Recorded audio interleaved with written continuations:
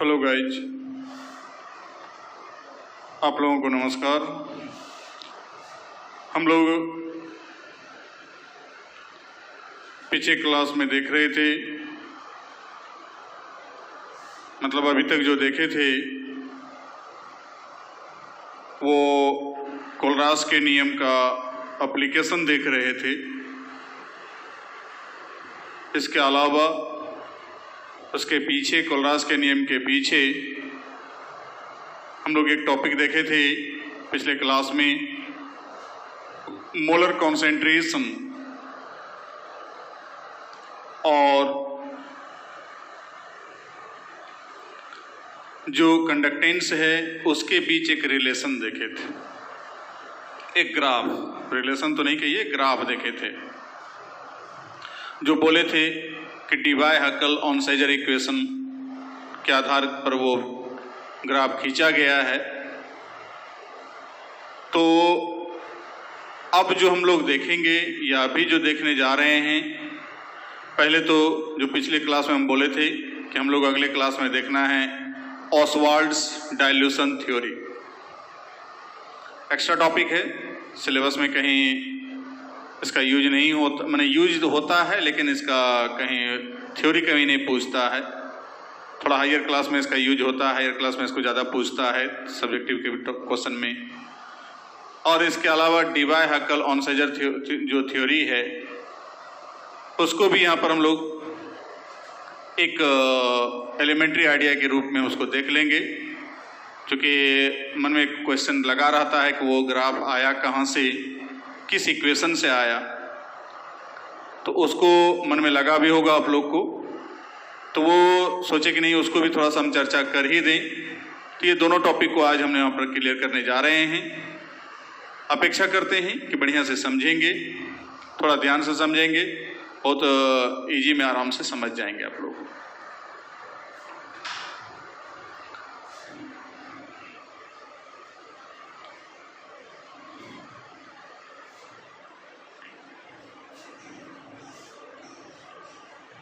तो पहले हम लोग देखते हैं ऑसवाल्ड्स डाइल्यूशन थ्योरी।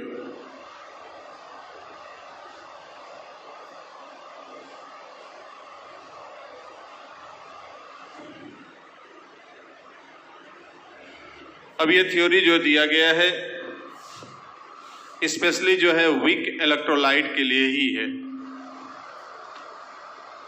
जबकि डीवाई हकल थ्योरी जो है वो स्ट्रॉन्ग इलेक्ट्रोलाइट के लिए है, वीक में उसको फॉलो नहीं किया जाता है। तो वीक के लिए कोलरास का भी लॉ आया और वीक के लिए हमको यहाँ पर ऑसवाल्ड्स का भी थ्योरी आ रहा है। अब दोनों को देखते हैं, वहाँ पर कोलरास का तो देख ही लिए, अब इसको देखते हैं कि ऑसवाल्ड का जो थ्योरी है डाइल्यूशन थ्योरी, इस थ्योरी में क्या बतलाया जा रहा है। इसको देखने के बाद तब हम लोग देखेंगे डीवाई हकल का थ्योरी। आप लोग भी नोट कर लीजिए। तो देखते हैं क्या कहता है। कहता है दिस थ्योरी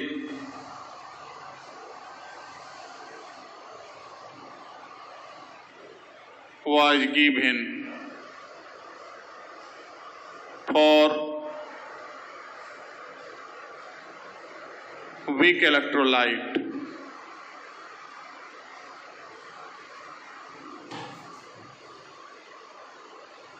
तो ये थ्योरी जो है वीक इलेक्ट्रोलाइट के लिए, मतलब दुर्बल विद्युत अपघट्य के लिए दिया गया है, जो आसानी से नहीं टूटता है, कंप्लीटली नहीं टूटता है, जो पीछे चर्चा हम लोग कर चुके हैं वीक इलेक्ट्रोलाइट का, कि वैसे टाइप का इलेक्ट्रोलाइट जो कंप्लीटली आयनाइज्ड नहीं हो और इजीली नहीं हो, उसके लिए ये थ्योरी आया है। तो उसी को यहाँ पर हम लोग देख रहे हैं। तो a number for acid, let HA is an acid which is ionized as follows.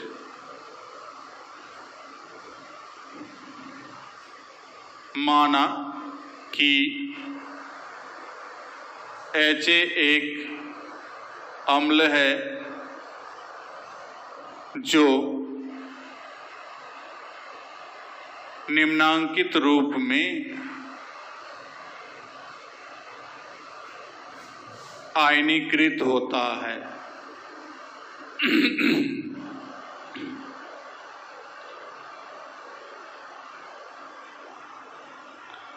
तो जैसे यहां पर तोड़ के दिखाते हैं, HA इलेक्ट्रोलाइसिस कराएंगे, इलेक्ट्रिक करंट पास कराएंगे तो ये टूटेगा H प्लस के रूप में प्लस A माइनस के रूप में। ये है एसिड आर्हेनियस के सिद्धांत के हिसाब से। ये हो गया प्रोटॉन और ये हो गया साल्ट आयन जो साल्ट बनाने में मदद करता है। ठीक है, अब यहां पर समझिए, थोड़ा सा यहां पर लेफ्ट साइड में जगह छोड़े हुए हैं। लेट इनिशियल कॉन्सेंट्रेशन, प्रारंभिक सांद्रण, माना कि प्रारंभिक सांद्रण। तो जैसे इसका हम लोग लिए 1 मोल पर लीटर, तो ये कितना होगा? प्रोडक्ट का हमेशा बताए थे पीछे भी कि 0 हमेशा रहेगा। ये भी होगा 0 मोल पर लीटर। प्रोडक्ट कुछ बना अभी नहीं है। कॉन्सेंट्रेशन एट इक्विलिब्रियम, जब साम्यावस्था स्थापित हो गया तब, तो इससे मान लीजिए अल्फा निकल गया तो बचा कितना? तो 1 माइनस अल्फा मोल पर लीटर।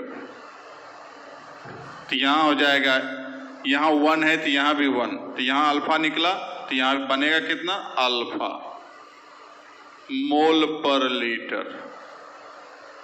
इसका भी कितना है? यहां 1 है, स्टोइकियोमेट्रिक कोएफिशिएंट, इसका भी 1 है। तो ये यदि अल्फा निकला या टूटा तो बनेगा उसका भी कितना? अल्फा। एक जनरल एग्जांपल के साथ समझे, जैसे N2 + 3H2 = 2NH3 है। तो इसका यदि 1 मोल लेंगे तो इसका लेना पड़ेगा हमको 3, जो यहाँ कोएफिशिएंट रहेगा वही, और यहाँ कितना बनेगा? हमेशा 2। अर्थात इसका यदि हम अल्फा लेंगे तो इसका 3 अल्फा निकलेगा और इसका कितना बनेगा? 2 अल्फा बनेगा।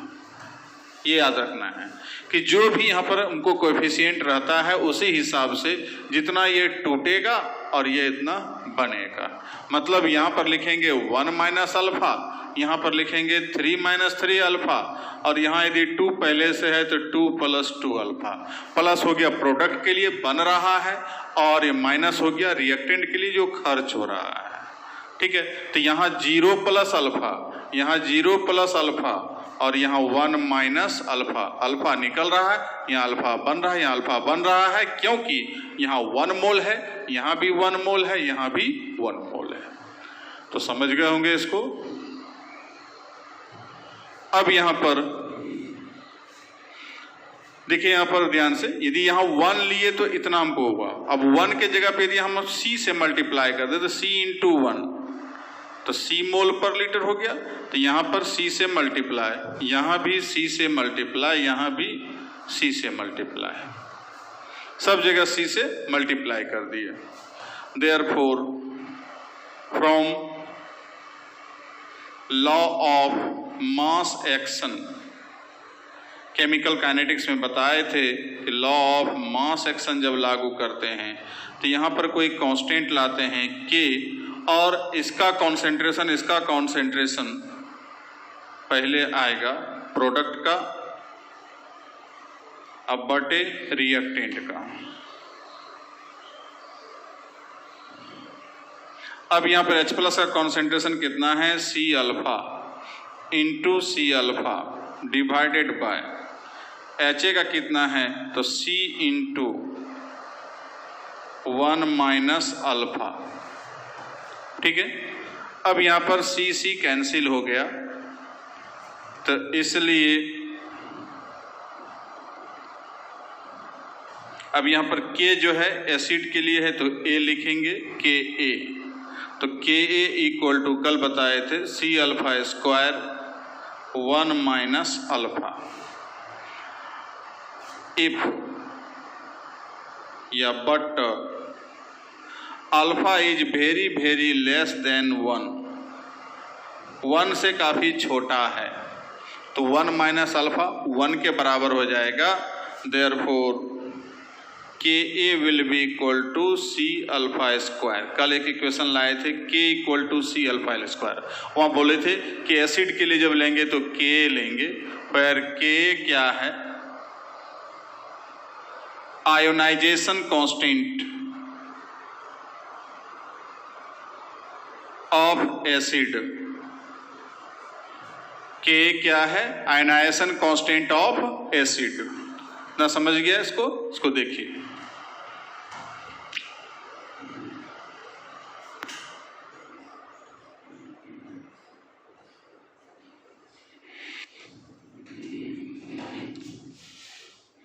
सॉरी, थोड़ा पंखा चल रहा था, भूल गए थे पंखा बंद करना। तो हम लोग यहां पर देख लिए, फिर से एक बार समझ लें कि इस थ्योरी के आधार पर मान लिए कि HA एक एसिड है जो इस प्रकार से आयनीकृत होता है। HA टूटेगा H प्लस और A माइनस के रूप में। इसका इनिशियल कॉन्सेंट्रेशन ले लिए C मोल पर लीटर, C मोल पर लीटर, तो ये कितना है 0 मोल पर लीटर, ये भी 0 मोल पर लीटर। अब यहाँ पर कॉन्सेंट्रेशन इसका हो गया C इंटू 1 माइनस अल्फा मोल पर लीटर, यहाँ हो गया C अल्फा मोल पर लीटर, ये भी हो गया C अल्फा मोल पर लीटर। अब यहाँ पे K इक्वल टू हो गया H प्लस का कॉन्सेंट्रेशन इंटू A माइनस का कॉन्सेंट्रेशन प्रोडक्ट का डिवाइडेड बाय रिएक्टेंट। अब सबका मान यहाँ रख दिए तो C एक तो कैंसिल हो गया, बचा C alpha square by 1 minus alpha. But हम लोग अल्फा जो यहाँ देख रहे हैं क्या है, डिग्री ऑफ आयनाइजेशन, जो कल भी चर्चा किए थे, तो उसका मान 1 से काफी छोटा होता है हमेशा। तो वैसे कंडीशन में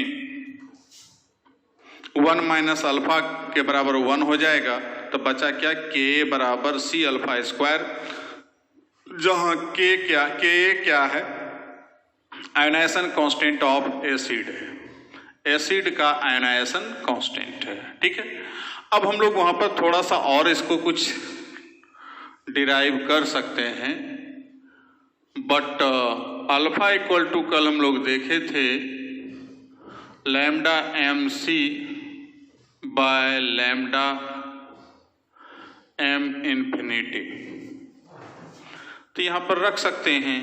तो therefore KA will be equal to हो जाएगा C into lambda MC by lambda M infinity का स्क्वायर। तो कहीं कोई दिक्कत नहीं होनी चाहिए। तो यदि हमको डायरेक्ट उसी फॉर्मूला में यूज करेंगे तो वहां पर भी यूज कर K का मान निकालना हो तो वहीं से यूज कर सकते हैं, या पहले अल्फा निकाल लेंगे और तब हम इस फॉर्मूला में यूज करेंगे तो K का मान निकाल सकते हैं। तो जैसा कहेगा, आयनाइजेशन कांस्टेंट निकालने कहेगा जहां पर, तो हम वहां पर जाकर इसको यूज कर सकते हैं। इस इक्वेशन का यूज NCERT के भी एक सवाल में होगा, 1 या 2 सवाल में है। एक हाइड्रोफ्लोरिक एसिड वाला सवाल है तो उसमें, और एक उसी में जाकर जो है कि एसिटिक एसिड से रिलेटेड सवाल है, ट्राइक्लोरोएसिटिक एसिड, तो उसमें भी इसका यूज होगा। तो वो जाकर के जो है कि हमको वहां पर जाके K का यूज इस्तेमाल होता है वहां पर। तो ये समझ गए हम लोग, देख लिए हमको फॉर एसिड के लिए। किसी को दिक्कत है? आप लोग लिख लिए, लिखो जल्दी लिखो। तो यहां पर जाकर जो है कि हम लोग ये इक्वेशन स्थापित कर लिए। अब हम लोग चलते हैं B नंबर, सेम थ्योरी है। B नंबर फॉर बेस, भस्म के लिए, तो माना BOH, एसिड की जगह पर बेस, या अम्ल के जगह पर क्या हो गया, भस्म। अब ये टूटेगा इस प्रकार से, BOH बेस है, अब ये टूटेगा B प्लस OH माइनस। ये तो साल्ट आयन है और ये हाइड्रोक्सिल आयन है, जो हम लोग वहाँ पीछे देख चुके थे, सॉल्यूशन चैप्टर में भी देखे थे, आयनिक, इसका आर्हेनियस का आयनिक सिद्धांत में भी देखे थे। अब ये जाकर के बाकी सब कुछ वही रहेगा, खाली यहाँ पर K के जगह पर हो जाएगा KB और इसके जगह पर हो जाएगा, सब कुछ वही रहेगा, सिर्फ वहाँ B plus OH minus divided by BOH का मोलर कॉन्सेंट्रेशन। अब दोनों का सबका मोलर कॉन्सेंट्रेशन रखेंगे, सब कुछ वही होगा, यहाँ सिर्फ K के जगह पर KB, यहाँ भी KB, एसिड के जगह पर यहाँ पर हो जाएगा बेस। समझ गए होंगे, खाली बस, और कोई अंतर नहीं, K के जगह पर KB ले लिए और एसिड की जगह पर क्या ले लिए, बेस। अब यहाँ पर KB इक्वल टू भी सेम उसी स्टाइल में। तो इस प्रकार से जो ओसवाल्ड का डाइल्यूशन लॉ है, ये दोनों एसिड और बेस के लिए, दोनों के लिए अलग यहाँ पर हम लोग देख लिए कि इस प्रकार का एक्सप्रेशन हम स्थापित कर सकते हैं। जल्दी कीजिए।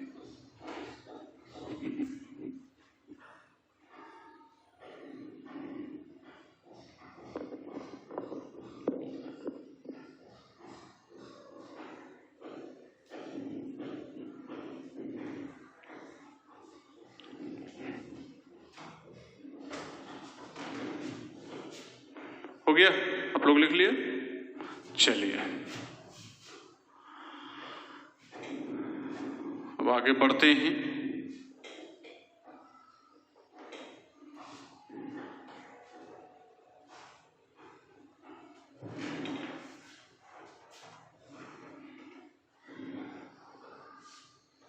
अब ये सब बिहार बोर्ड का टॉपिक है नहीं,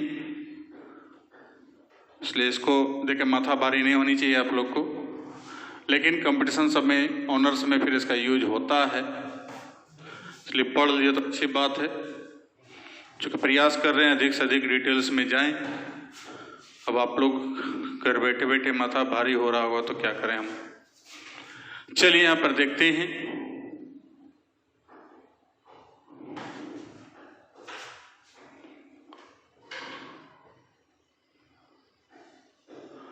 डिबाय, हकल, ऑनसेजर,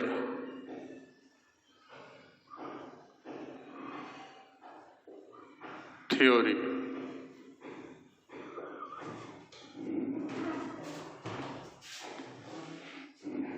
ये भी छोटा सा थ्योरी है, 3-4 पॉइंट है इसमें कि किसी भी स्ट्रॉन्ग इलेक्ट्रोलाइट के लिए जब इलेक्ट्रिक करंट पास कराते हैं तो अंदर में घटना क्या क्या घटित होता है उसको देखें। जो हम लोग वहां पर देख चुके हैं, आर्हेनियस का आयनिक सिद्धांत में भी यही चीज देखे थे, इलेक्ट्रोलाइट का ही डिकम्पोजिशन हो रहा था, इलेक्ट्रोलाइसिस हो रहा था। यहाँ भी इलेक्ट्रोलाइसिस ही हो रहा है, लेकिन उसके थोड़ा सा काइनेमेटिक्स पर यहाँ पर फोकस किया गया है कि अंदर में मोशन का क्या स्थिति है, किस प्रकार से मोशन आ रहा है केटायन में, एनायन में, उसकी सिर्फ यहाँ पर जानकारी दी गई है।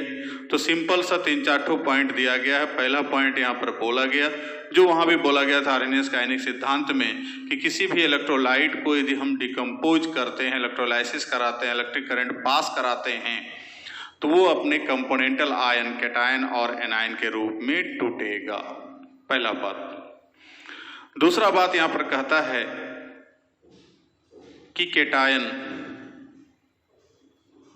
या एनायन हमेशा अपोजिटली चार्ज्ड आयन, अर्थात कैटायन के चारों तरफ एनायन या एनायन के चारों तरफ कैटायन एक सिमेट्रिकल स्ट्रक्चर बनाता है, चारों तरफ से एक समान गोलक समान संरचना बना करके घेर के रखता है, जो एक दूसरे को न्यूट्रल बना के रखता है, रखने का प्रयास करता है।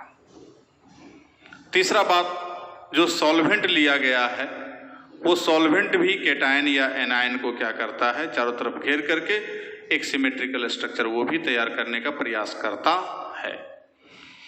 चौथा बात कि जब हम जो दोनों प्लेट सेल में लिए हैं वो प्लेट जो प्लस वाला है या माइनस वाला है, जो वहाँ बताए थे आर्हेनियस काइनेटिक सिद्धांत में कि एनायन जमा होगा एनोड पर, कैटायन जमा होगा कैथोड पर।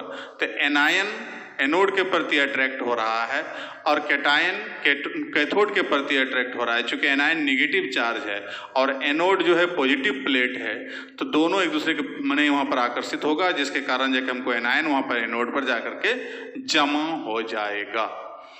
जबकि कैटायन प्लस चार्ज है और कैथोड निगेटिव प्लेट है, तो निगेटिव प्लेट आकर्षित कर रहा है प्लस चार्ज को, कैटायन को, जिसके परिणाम स्वरूप वो भी वहां पर जाके जमा हो जाता है।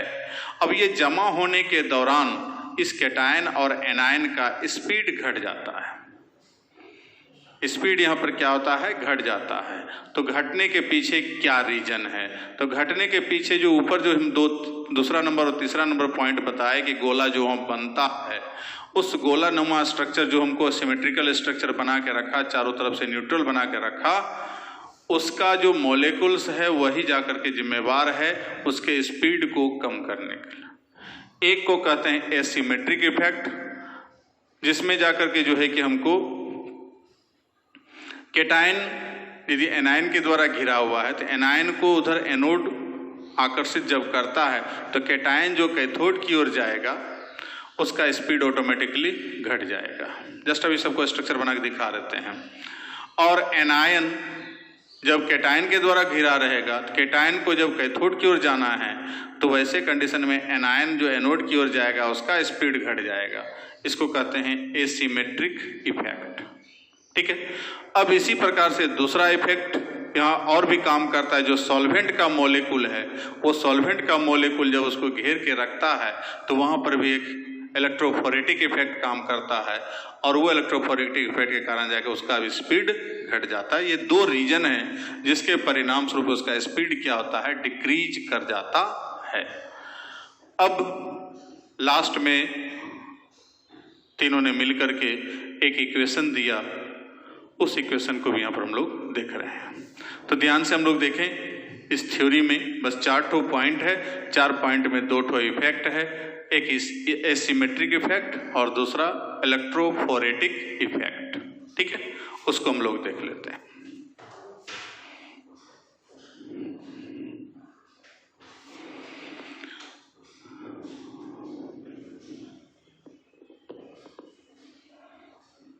इसका जो पोस्टुलेट है,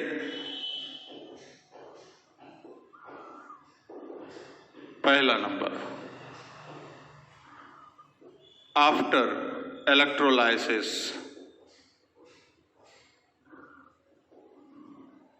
of any electrolyte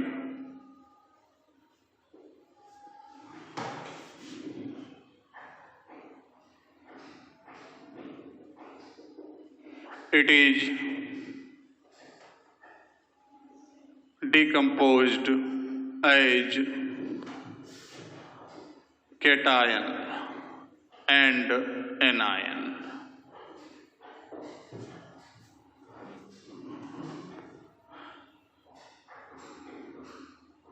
कोई वैद्युत अपघट्य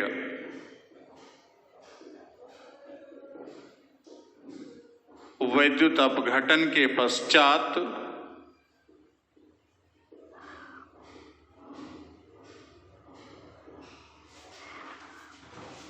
धनायन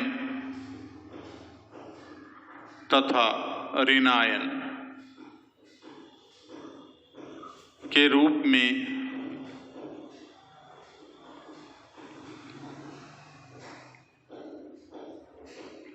विखंडित हो जाते हैं।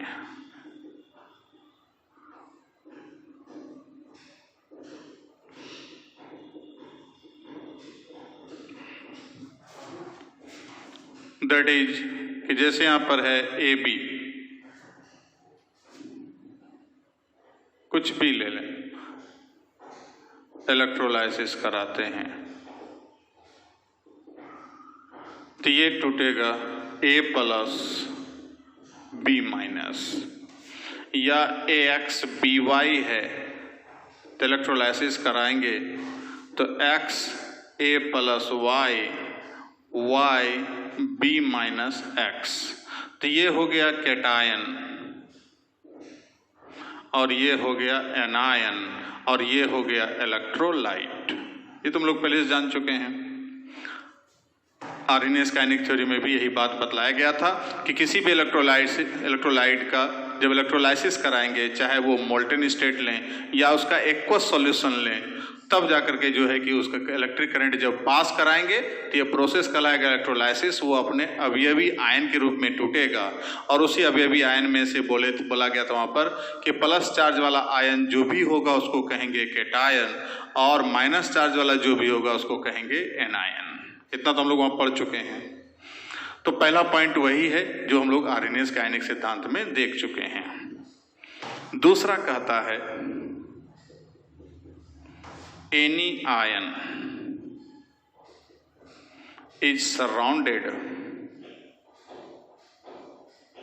Bye opposite charged ions and form a neutral and symmetrical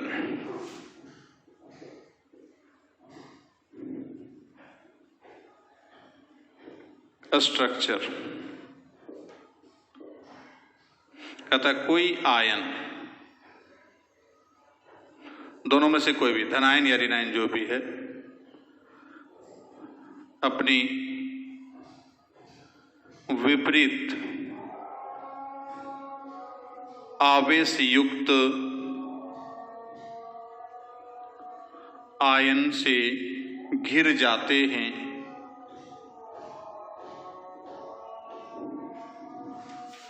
तथा एक उदासीन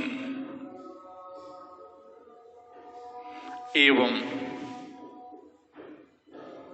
सममित संरचना बनाते हैं। ठीक है कि कोई भी आयन, जैसे इसको स्ट्रक्चर बना के दिखा देते हैं कि कहता है कोई भी आयन ये जो है इसके द्वारा घिरेगा और ये जो है इसके द्वारा घिरेगा और घिर करके एक सिमेट्रिकल स्ट्रक्चर का निर्माण करेगा, जो हम लोग इस प्रकार से देख लेते हैं इसको।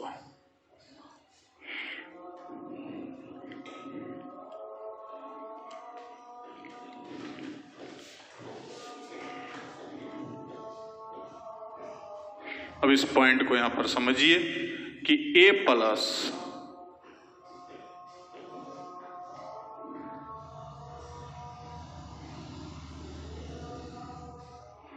एक गोलाकार स्ट्रक्चर के रूप में यहां पर B minus B minus B minus B minus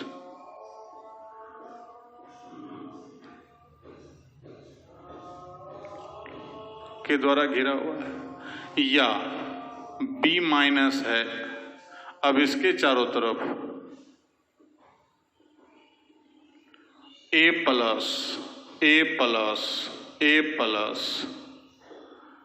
तो एक सिमेट्रिकल स्ट्रक्चर के रूप में हर जगह A प्लस इसको घेर के रखता है अपोजिट चार्ज वाले आयन की तरह। तो प्लस को माइनस घेर के रखा हुआ है और माइनस को प्लस के घेर के रखा हुआ है, तो इस प्रकार से इसको आकर्षित करके रखता है। अब इसी को हम लोग कह दिए न्यूट्रल कर देता है, उदासीन कर देगा इसके नेचर को, और वो कैसा होगा, सिमेट्रिकल होगा। सिमेट्रिकल मतलब किसी भी एंगल से उसको दो बराबर भाग में बांटना चाहें तो आराम से बढ़ जाएगा। कहीं किसी भी एंगल से काटिए तो एक सिमेट्रिकल बराबर स्ट्रक्चर में कट जाता है, तो उसको कहते हैं सिमेट्रिकल। तीसरा point,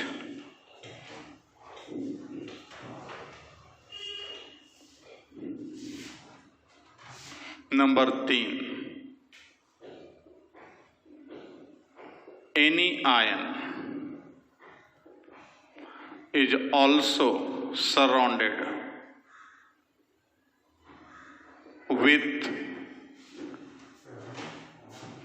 polar solvent as neutral structure.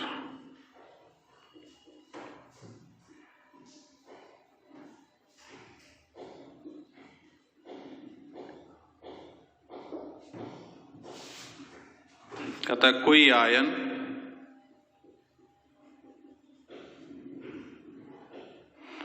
ध्रुवीय घोलक के द्वारा घिरकर उदासीन संरचना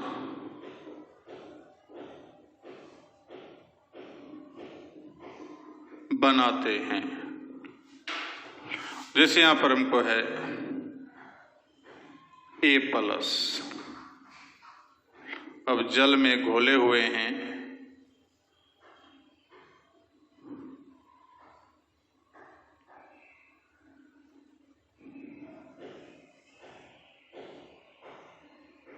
H2O, तो H2O में O निगेटिव है, H पॉजिटिव है,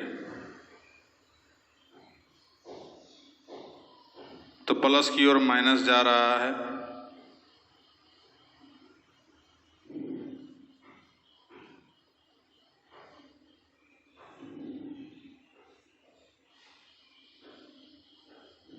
इस प्रकार से चारों तरफ से घेर लिया। जबकि B- है,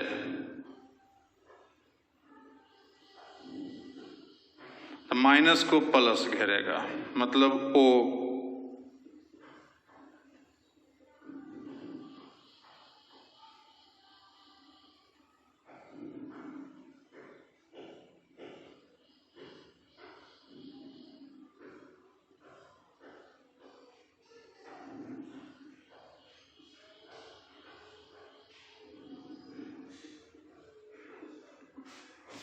तो हम लोग ये जानते हैं कि H2O जो है एंगुलर होता है आकार में, इसके ऊपर माइनस डेल्टा, इसके ऊपर प्लस डेल्टा, यहां पर जाकर के जो है माइनस डेल्टा, यहां पर प्लस डेल्टा।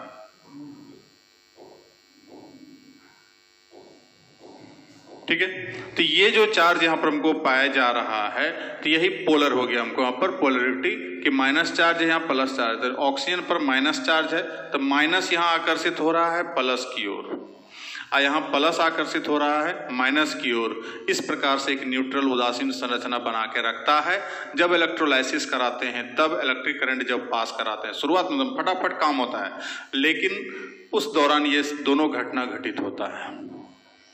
अब उसके बाद तब ये जो कैटायन है कैथोड पर जमा होगा और एनायन कहां जमा होगा? एनोड पर। तो ये घटना बाद में घटित होगा, लेकिन उसके पहले ये सब घटना घटित हो जाता है। लिख लिया? तो इस प्रकार से हम लोग यहां पर देखे कि ये तीसरा पॉइंट। अब हम लोग देखते हैं चौथा पॉइंट। चौथा पॉइंट में यहां पर कह रहा है कि यदि हम ये आयन जब जमा होता है, ये जो ऐसा स्ट्रक्चर बना, तो इसी स्ट्रक्चर बनने के कारण ये यदि कैटायन पर कैथोड पर जमा होगा, ये एनोड पर जमा होगा, या वहां जो कैटायन था कैथोड पर जमा होगा, एनायन एनोड पर जमा होगा, तो कहता है उसका स्पीड घट जाता है, मोशन, उसका जो वेलोसिटी है वो वेलोसिटी घट जाता है। इसके उपस्थिति के कारण, वहां पर भी उसके उपस्थिति के कारण घट जाता है।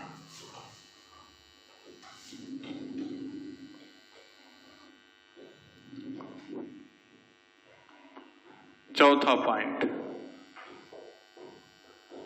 After electrolysis when cation or anion is deposited at opposite charged plate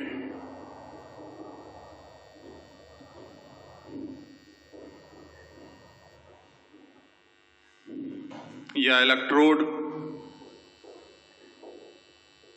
of cell, then its speed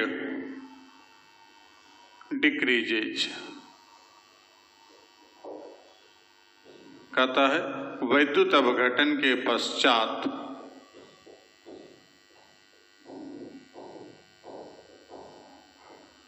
जब धनायन या ऋणायन विपरीत आवेश युक्त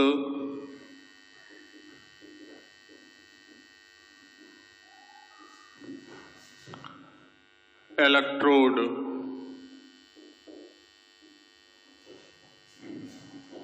पर जमा होता है तब इसका वेग घट जाता है।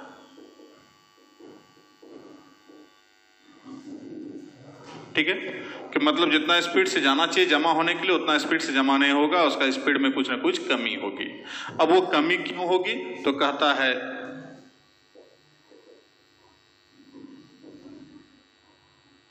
या अलग कह सकते हैं decreasing of speed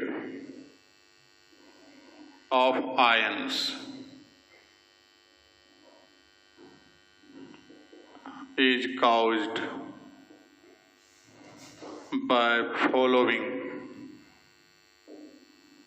two effects।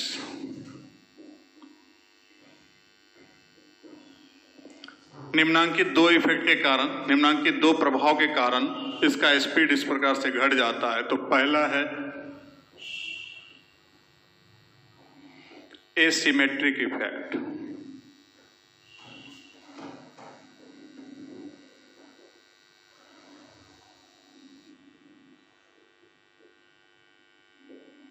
Asymmetric effect में क्या है यहां पर, यहां सपोज कीजिए प्लेट, इलेक्ट्रोड प्लस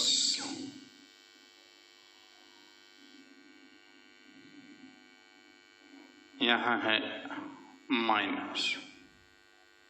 अब हमको यहां पर बाय द वे माइनस की ओर जाएगा, जैसे यहां पर हमको था ए प्लस।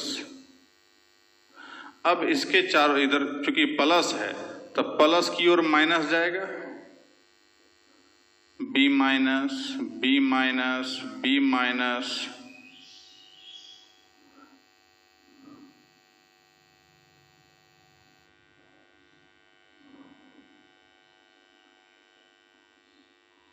अब ये इधर खिंचा रहा है तो ये इधर खिंचाएगा और ये सभी आयन इधर, जो गोला के रूप में था पहला वाला जो हम लोग वहां देखे थे दूसरा पॉइंट में, तो वहां तो क्या था कि ए प्लस चारों तरफ बी माइनस से घिरा हुआ था।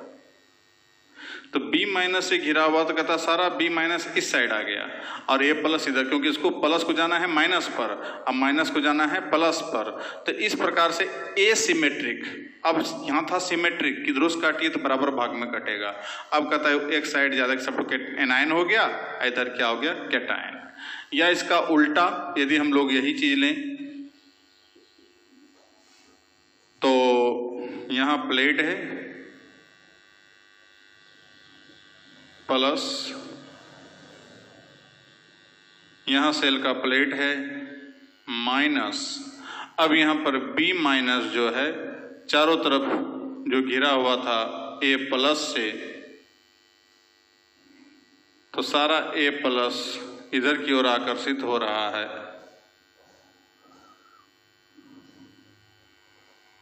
तो इधर की ओर जा रहा है, ये इधर खिंचा रहा है, ये खिंचाएगा इधर।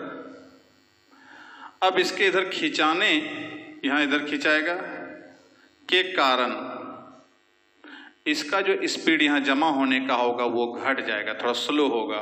उसी प्रकार से इसका स्पीड इसके पर जमा होने का स्पीड क्या होता है, स्लो हो जाता है। इसको कहते हैं एसिमेट्रिक इफेक्ट। ठीक है, तो इस एसिमेट्रिक इफेक्ट के कारण इस तरह की घटना घटित होता है। अब दूसरा है electrophoretic effect. Electrophoretic effect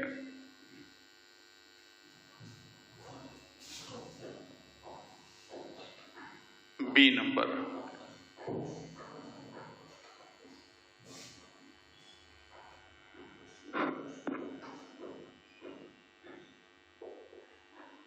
electrophoretic effect, इसमें क्या होगा, तो सॉल्वेंट वाला कि यहां जाकर के हमको प्लेट है प्लस और यहां है माइनस, तो by the way A plus यहां है। अब प्लस की ओर था H2O इस प्रकार से जुड़ा हुआ,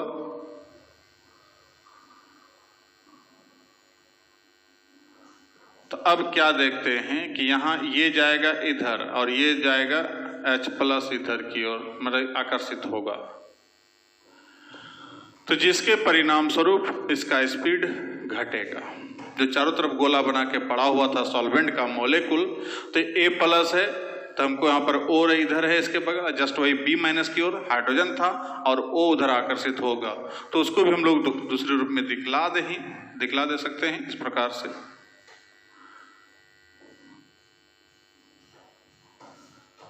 तो यहां पर जाकर के जो है अब यहां प्लस है, इधर माइनस है, कैथोड है, तो B माइनस, अब इसके चारों तरफ यहां पर जो है जो HO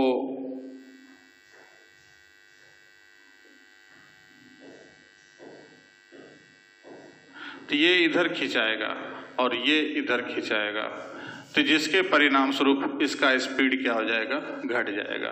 तो इसको कहेंगे इलेक्ट्रोफोरिक इफेक्ट, फोरेटिक इफेक्ट, और वो जाके कहलाया हम लोग क्या, asymmetric effect.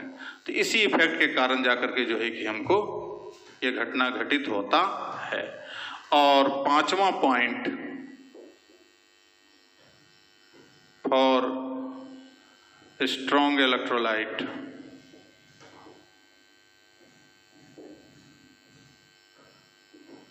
an equation was given which was called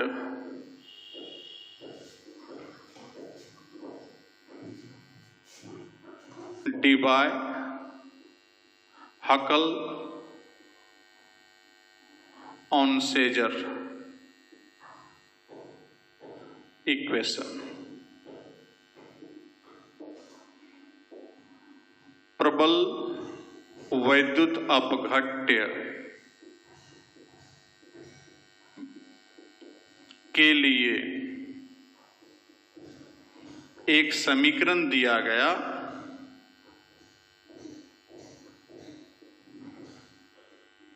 जिसे Debye-Huckel-Onsager समीकरण कहा गया। ठीक है,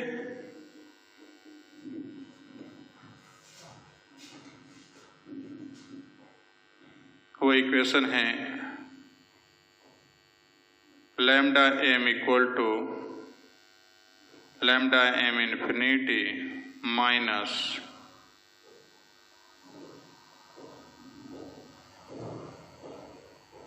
A into under root C।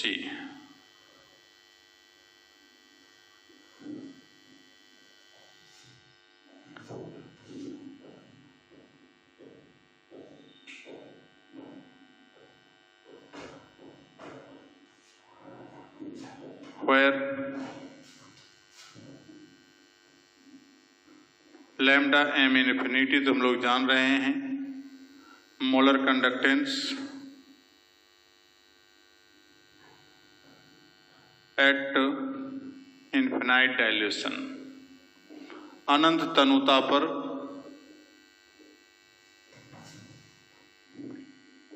Molar चालकत्व, लैम्डा m, वही लैम्डा mc भी इसको वहां पर दिखला सकते हैं, तो वही जो है मोलर कंडक्टेंस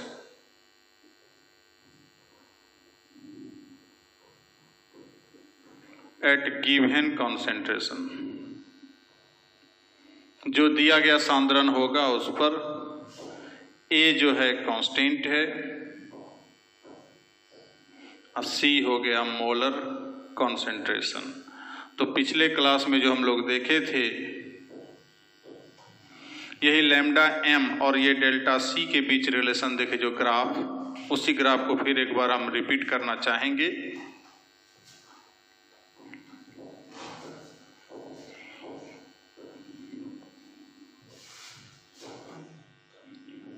इसका ग्राफ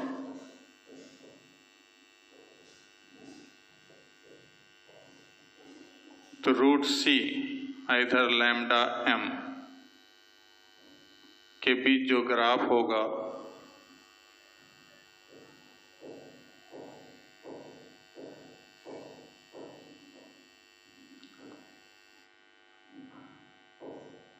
यही ग्राफ है जो KCL के लिए देखे थे हम लोग, अर्थात ये ग्राफ यहाँ डॉटेड लाइन बतला रहा है कि ग्राफ इधर भी जाएगा नेगेटिव में भी, इतना सा को ही बोलेंगे हम लोग इंटरसेप्ट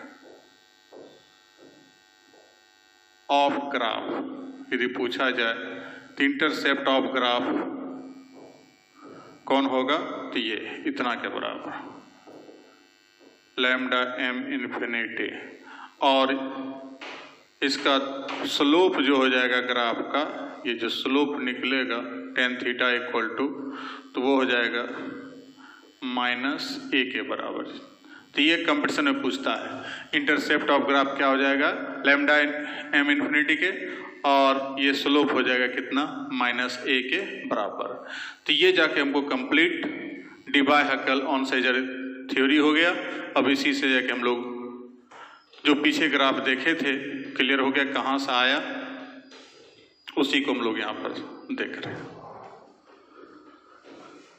तो माइनस साइन बता रहा है इन्वर्सली प्रोपोर्शनल, बढ़ेगा उसका मान तो इसका मान घटेगा, तो इसलिए आगे जो है हमको उल्टा चल रहा है ये ग्राफ। जो वीक इलेक्ट्रोलाइट के लिए, एसिटिक एसिड के लिए देखे थोड़ा कांस्टेंट हो रहा था, जो उस नियम को फॉलो नहीं कर रहा था। तो ये था आपका जाकर के जो है कि डिबाय-हकल ऑन-सेजर इक्वेशन। अब अगले इक्वेशन अगले क्लास में हम लोग देखेंगे, हम लोग चर्चा करेंगे अब न्यूमेरिकल पर। तो आप लोग भी रेडी हो जाएंगे, सारा फार्मूला को एक जगह इकट्ठा करेंगे। अपेक्षा करेंगे कि आप लोग बैठ के घर में एक सादा पेज में जाकर सारा फार्मूला का चार्ट बना लेंगे। टोटल जितना भी अब तक में देखे, सेकेंड पार्ट यहाँ तक खत्म हो रहा है थ्योरी इलेक्ट्रोकेमिस्ट्री का। तो फर्स्ट पार्ट हम लोग देखे फैराडे लॉ, सेकेंड लॉ यहाँ तक देखे। अब थर्ड पार्ट जो हम लोग देखेंगे गैल्वेनिक सेल वगैरह सब के बारे में, तो फिर बाद में चर्चा करेंगे।